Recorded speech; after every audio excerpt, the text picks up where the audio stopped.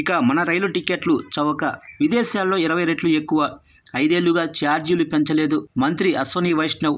ఇక భారతదేశంలో రైలు టికెట్ ధరలు పొరుగు దేశాలు, అభివృద్ధి చెందిన దేశాల కంటే చాలా చౌకగా ఉన్నాయని కేంద్ర రైల్వే మంత్రి అశ్వనీ వైష్ణవ్ బుధవారం లోక్సభలో తెలిపారు.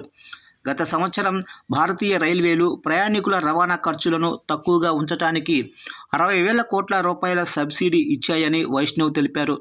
ఇక ప్రశ్నోత్తరాల సమయంలో కాంగ్రెస్ సభ్యుడు ఎంకే విష్ణుప్రసాద్ అడిగిన ప్రశ్నకు మంత్రి వైష్ణవ్ సమాధానమిచ్చారు. కోవిడ్ ముందు వయోవృద్ధులకు ఇచ్చేటువంటి రైలు టికెట్ డిస్కౌంట్లను పునరుద్ధరించాలనే ప్రశ్నకు స్పందిస్తూ భారతదేశంలో టికెట్ ధరలు చాలా చౌకగా ఉన్నాయని ఆయన తెలిపారు. పొరుగు దేశాలతో పోలిస్తే భారతదేశం తన పౌరులకు అతి చౌకైన రవాణాను అందిస్తుంది అని వైష్ణవ్ అన్నారు.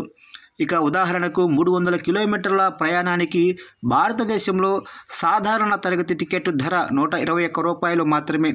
అదే పాకిస్తాన్లో 400 నుంచి 436 రూపాయలు, బంగ్లాదేశ్లో 323 రూపాయలు, శ్రీలంకలో 413 రూపాయలు. ఇక యూరప్, అమెరికా వంటి అభివృద్ధి చెందిన దేశాల్లో ఈ ధరలు 10 నుంచి 20 రెట్లు ఎక్కువగా ఉన్నాయని మంత్రి పేర్కొన్నారు. ఇక 5 ఏళ్లుగా ఛార్జీలు పెంచలేదని చెప్తున్నారు. 2020 నుంచి టికెట్ ధరల్లో ఎటువంటి పెంపు లేదని కూడా మంత్రి తెలిపారు. ఇక రైల్వేలు ప్రపంచంలో 3వ అతిపెద్ద కార్గో క్యారియర్గా మారాయని, భద్రతా పరంగా 90% మెరుగుపడ్డాయని కూడా మంత్రి పేర్కొన్నారు. ఈ సబ్సిడీ వల్ల పేదలకు, మధ్యతరగతికి రవాణా సౌలభ్యం అందుతుందని చెప్పారు. ఇక ప్రయాణ ఖర్చులపై 47% సబ్సిడీ అని చెప్తున్నారు.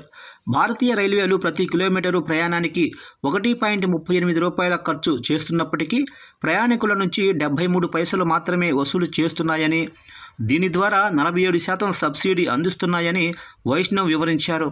2022-23లో 57 కోట్ల రూపాయలు, 2023-24లో 60 కోట్ల రూపాయల సబ్సిడీ ఇచ్చామని తెలిపారు.